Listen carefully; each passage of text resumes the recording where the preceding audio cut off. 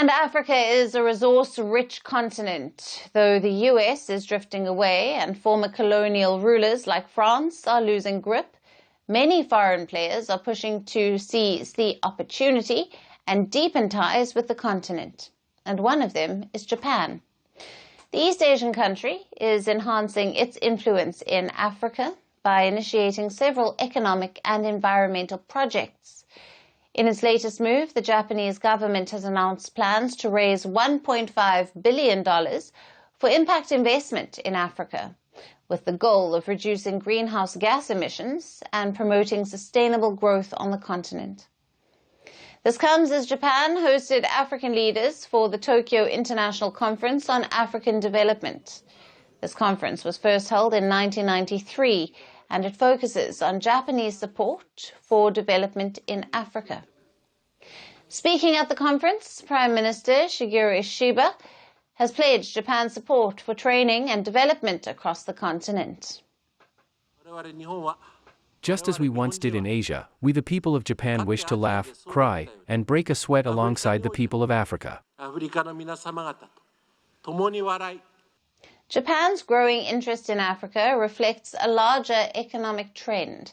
Experts suggest the country's recovery from 3 decades of deflation has rekindled the private sector's appetite for risk, and now they are eyeing greater access to African markets. As of yet, the US and the UK have been the main recipients of Japan's foreign direct investment, and Africa, on the other hand, has attracted only a tiny share, that is just 0.5% of Japan's total FDI to date. But now Tokyo wants to change that. Africa has caught Japan's attention for a few reasons. The continent has a rapidly expanding population, which presents a significant market opportunity, and vast deposits of natural resources. Japan is also eyeing Africa's critical minerals, base metals, and rare earths to reduce its reliance on China, which also happens to be one of Africa's top trading partners. Japan's renewed focus on boosting ties with Africa also comes at a critical time for the continent. Since returning to the White House in January, Trump's hardline trade policies have rattled African nations. Trump's tariffs have hit these countries hard, and now they are scrambling to diversify markets.